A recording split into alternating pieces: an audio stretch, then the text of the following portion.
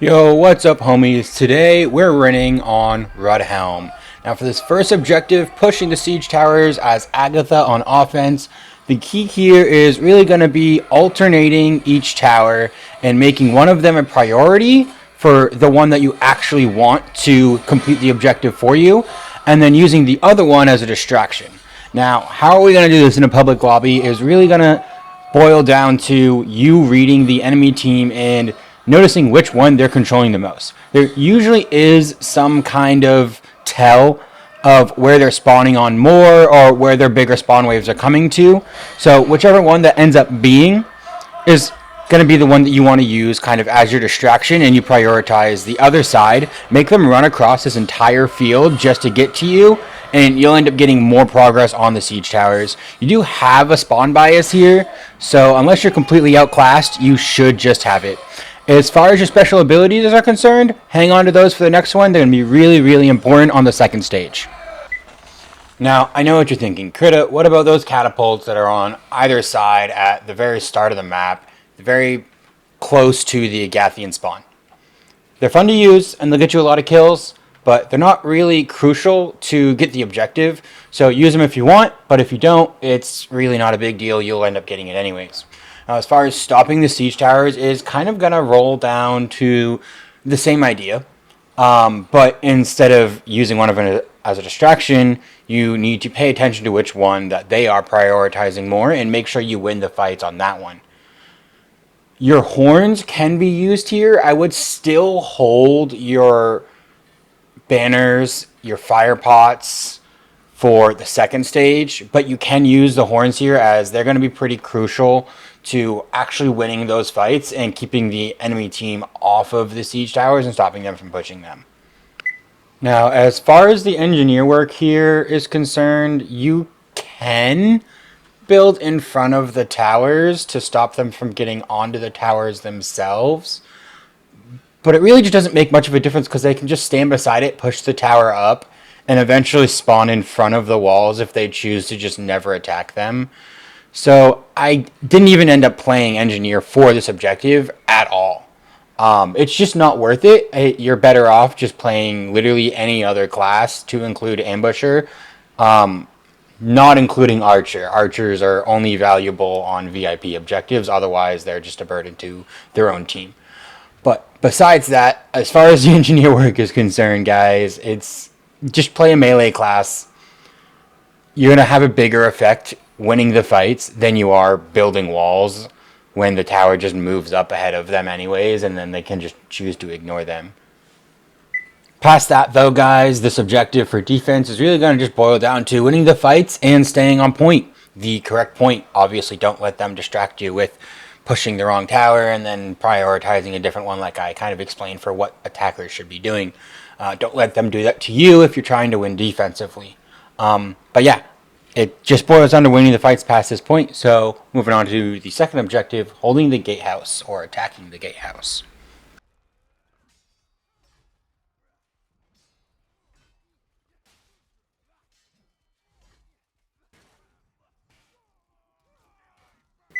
For attacking the gatehouse as Agatha, I want you to do one thing, and I need you to do it well. Hold the top. I don't care about the first floor. You don't care about the first floor.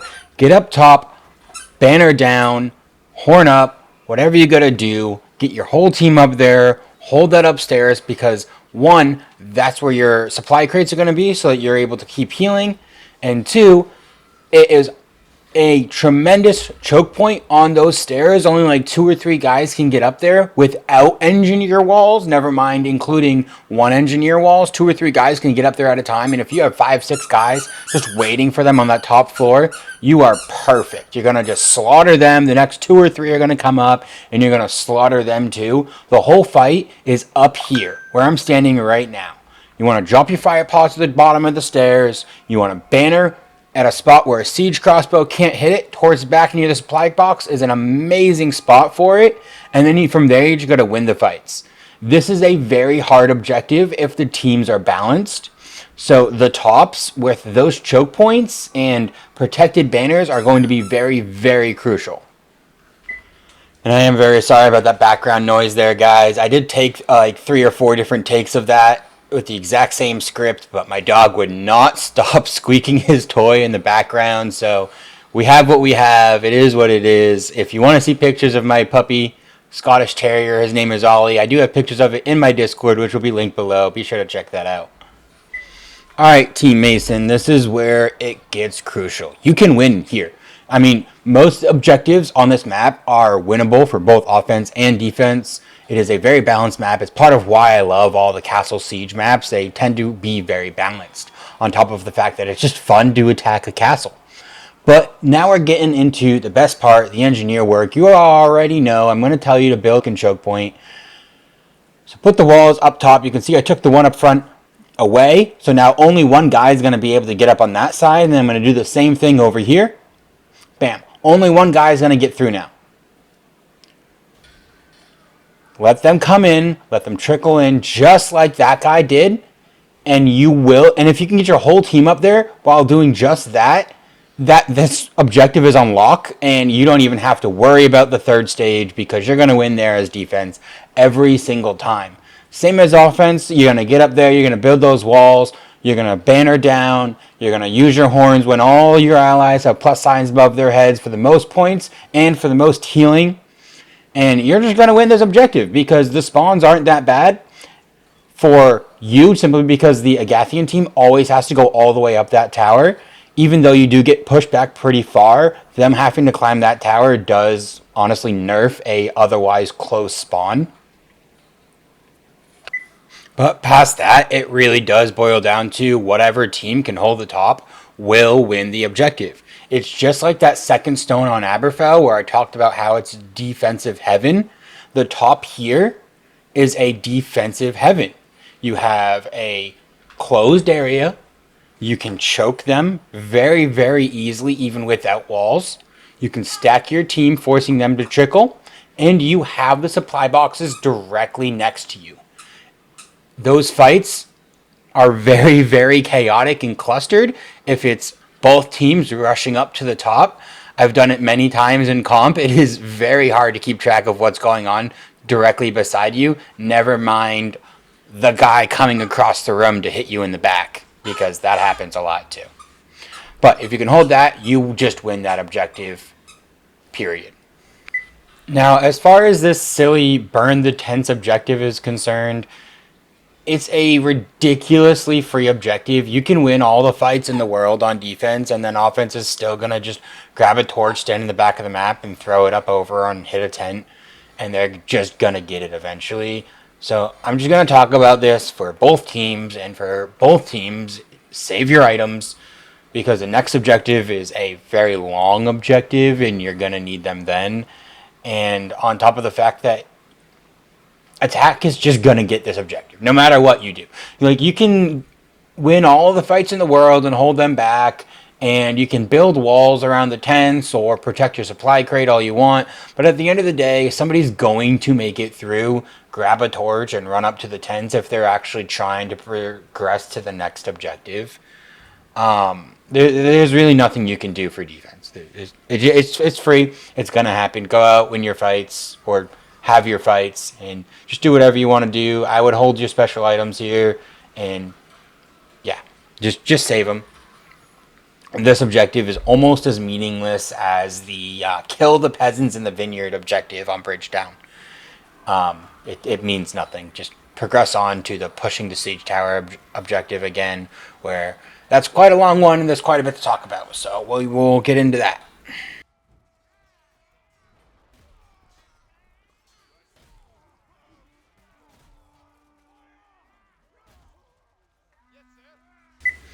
So for this pushing the siege rants objectives, it really has 3 stages. It has the beginning stage where you go out underneath that first bridge that you can see in the back here.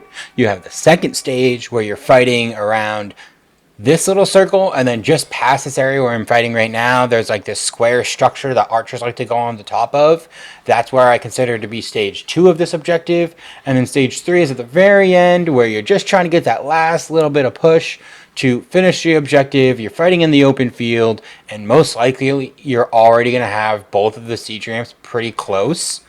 And that area ends up being really good for defense, and we'll talk about that on the defensive side. But on the offensive side, you're really going to have to work on alternating with your team. You're going to get large group spawns, and they're going to alternate sides on those large group spawns. So if you notice that your team is dwindling down on the side that you're fighting on, pull back from that fight, go to the other side, because there's going to be a spawn wave up on the other side. Join that spawn wave and then make the push with that tower and just continue your alternations. I think this objective started on my screen for like 8 minutes and 30 seconds. If you bought yourself more time through progressing through the second stage faster, you could have upwards of 10 minutes on this objective. A very long objective. You have plenty of time to go back and forth and alternate and win your fights. I would not waste time because you have that much time for a reason. Defense can very well win here. The hardest part on this map for attack is actually the next objective, but still, do not underestimate the enemy team on here, because it's just a buzzkill to lose at a pushing a ramp objective. Make your alternations and win your fights. Banner down at those 3 stages, because that's when I see the siege ramps are stopped the most. Use your horns when you have at least 3 or 4 allies around you, plus signs above their heads, fire pots in front of the siege towers, and I need you as the attacking team to fight in front of the siege towers to prevent the enemy team from getting on point and keeping that forward momentum for your team. Now, for defense on your engineer work, it's a little bit different. You're not going to really be building choke points so much as you're going to be building walls on the choke points that are already there, just based off of how the map is built. You want to build during stages 1 and 2 that I mentioned earlier. The bridges, the little structure area in the center, and then at the end, the 3rd stage. You're not going to want to be building as much, or really at all. That is probably when you should swap classes to any other melee class, just because it's a wide open area and your walls are going to fall into the same trap that you really fall into on the first objective, where they can just go around it and push a siege ramps anyways, and you're not going to have as much impact. And then that time that you spend building walls is time that you're not spending fighting, so you end up just kind of being a man down for your team, much like what an archer is. Now, you got the same idea here for your special abilities. Your banners, use them when you have stopping points, which will be very likely stages 1, 2, and 3. Like I mentioned, not really those middle ground areas is when you want to use those banners, right? Or especially when you are holding a ramp that the enemy team is trying to push. If they're not pushing it, I guess that is technically you holding a ram, but if there's no one nearby and they're on the other side, don't drop a banner there. That's just dumb. You're going to waste it. And banners I think, are the longest ones to charge up. So do not waste your banners, please. Now, when you get down to the 3rd stage of this objective, it's going to really just boil down to winning the fights and fighting on point. There have been multiple times where I was winning a fight in between the 2 ramps that were up there when they were very close, and I had to break off of that fight and go kill the one guy who was getting on point. So awareness is going to be very, very important when you get to that 3rd stage if you're trying to win right now on this objective.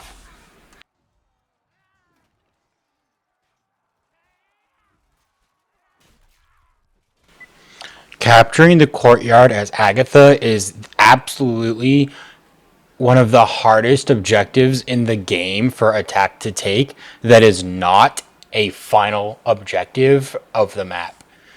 It is very, very challenging. You essentially have equal spawns, equally far away, if not the Mason team is spawning closer, on top of the fact that they have closer supply crates to be able to use so that they can heal faster. So fighting on point or killing the enemies on point is going to be very, very crucial. You can use this ballista up top here, but if you're as good of a shot as I am, it's just not worth it. If you are really good with a ballista, it will be worth it because you can just pick off 3-4 opponents at a time, and while your team's getting on point, it'll be awesome. You'll be able to shred through it. But if you're not skilled with it, you're gonna just hurt your team and be a man down. So eventually, I got on point, Your banners here, you want to place behind the thing, behind this little structure that I'm standing on top of right now, because it will heal everybody that is standing on top of it. Your fire pots will be on those stairs that I just threw earlier, just like that. And then past that, you're really just working on winning the fights and staying on this structure. You can stand directly beside it, but it's a very small radius, so standing on top of it is your best bet. Win the fights, banner down, fire pots out front, horns with the same idea. You guys already know the spiel. But the biggest thing is you have to be on that structure as much as possible, that entire objective. Defending the courtyard. So for your engineer work, you want to block those stairs off. There are other ways to get up on top of this structure that the Agathian team will utilize. So either go around the back, or they'll jump up on a barrel or a ramp on the side and get up there anyways, or they'll just sit at the bottom and act as a guy that's on point. But there won't be enough of them who will be able to do that to be able to overtake you. So if you can just stop them for a little bit of time by yourself, 30 seconds, if that's all you can get, that is fine. But stopping their main entry point here, where they're going to have to go around or die to another person fighting them in front of the walls or whatever, is going to be very crucial to winning this objective for you. Your banners, same as attack, will be going behind the structure because, like I said before, it's going to heal the guys that are standing on top of it. It has enough radius to do that. Your horns, because this is just an open battlefield, essentially, you can almost use whenever, and you'll get decent points. Like, I just threw that one out there, and that was a good horn, right? So you can just kind of throw them out there, but prioritizing them at good timing is obviously better. Your fire pots, I want you to put them on the stairways, and if they have a good ballista user, take them out. Take out the ballista. Don't let them shred you up there, please. It's just not worth it. Past that, guys, win the fights. This is a pretty defensive-sided objective. I actually had to ask my team to fall back so that I could get the Heir gameplay video for you guys. And my teammates, like 3 or 4 of them, did oblige. So I'm pretty sure that's the only reason why I lost this objective, is because we just pulled back for them. Now, when it comes to defeating the Heir, the final objective of Rudhelm, it is a very, very challenging objective. And with that being said, I hope you have fire pots, because he's going to sit in that top right balcony right next to the supply crate, right in front of where his team is going to spawn half the time, because there's only 2 spawn points towards the end of this objective, and it's the back right and the back left, and he stands right in front of the back right side. The right side for Agatha, the left side for Mason. And what that means is that he's going to have an absolute buttload of teammates in front of him, and another buttload of teammates defending the stairs, and he's just going to be sitting back there dodging archer fire. So what you need to do is you got to get a party of 4, or talk to some guys in chat and throw a whole bunch of fire pots back there, force him to bail out of that area. And it's pretty much exactly actually what happened here. Is he's up top in that top right now. He ends up having to bail down, and then we end up killing him while he is fighting around his throne area. So past that, that's the only real way to beat him without just absolutely overwhelming the enemy team. And if you just have been rushing the whole game and you've just been destroying them this whole game, then obviously you don't need this video for that. But if you're struggling to get through, this is where it's going to matter. You got to get all those fire pots over there, and then exactly, he's right here. You see all the fire pots up at the stairs, and he's just stuck down here. It's like the only real way to kill the Heir is if you can get him out of that location. Now, for the engineer work for defending the Heir, build a choke point, please. I've seen so many engineers build a straight wall across this balcony. It's actually hilarious. And what it does is it stops anybody who wants to go up and get into the fight from getting back to heal and staying alive longer. And playing your life is a crucial part to winning any fight in this game. So when they are essentially stonewalled into not being able to play their life, you just lose your teammates. So get that choke point, allow your allies back, keep the enemies back, but allowing your own teammates to kind of flush in and out. The enemy team will not have a supply crate to heal, so it's just a very, very good spot. But without further ado, here is how you play as the Heir on. If you made it this far in the video, first of all, thank you. If you stick around to the very, very end, past the victory screen for this match, I will show you how to avoid that pesky ramp glitch, where if you're trying to go up it, the top is invisible, and you essentially get stuck there. I have a very easy and simple trick to be able to run over it completely normally, so be sure to stick around for that. When you're playing as the Heir, like I mentioned before, I want you to stand in the top left corner by the supply box. You can use the pillar here next to the stairs to block archer fire. Stay behind your team as much as possible. I had an amazing team this match. They blocked archer fire for me. They charged enemies who came for me. And all in all, thank you to every teammate I had in this match. You guys are awesome. Now, if you get down to the last 20 seconds, you can go into the back where your allies will spawn essentially on top of you, and it will seal off the win for you 100% of the time.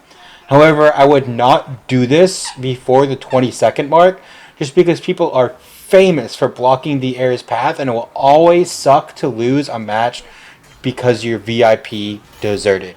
Nobody wants that, so be sure not to do it. Past that, guys, simply do as the objective says and just survive. Your job here is not to get kills, and it's simply to not die, right? So don't go rushing out into fights. Don't jump down by the throne unless you absolutely have to. And if you are going to alternate to the right side because you're getting overwhelmed, make sure your teammates are aware. You can get down there. If there's a guy or two down there by the throne, kill them.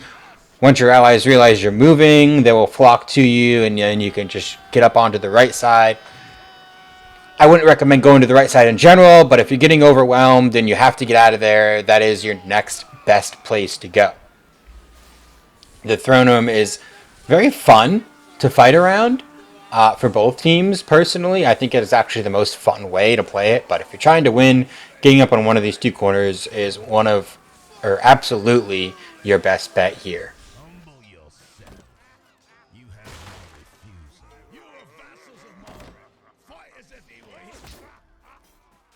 Spread out. Leave no weak link in the line. Justice pathetic uprising! Preserve the order!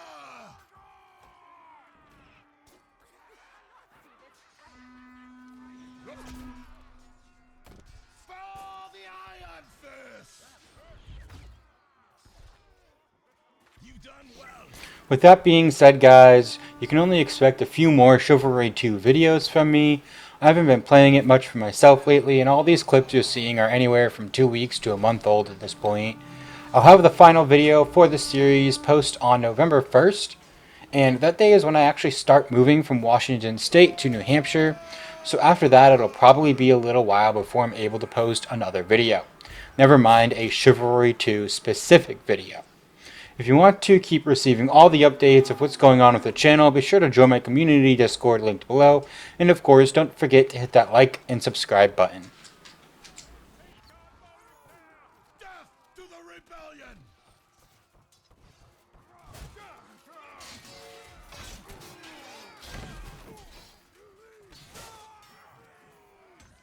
In the name of Malric!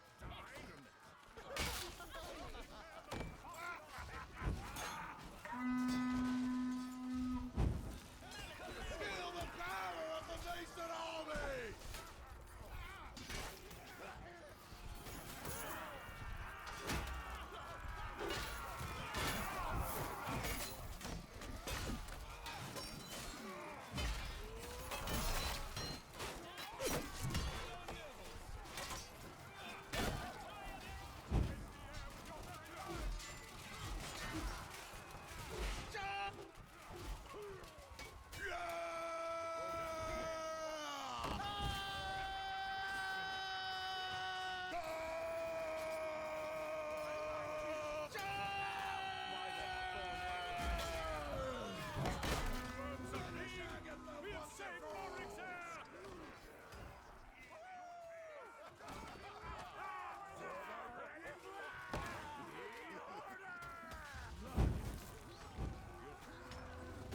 And like I promised, here's a trick to get over those pesky glitched siege ramps. Simply emote or battle cry on your way up and you'll be able to go up just like I am here.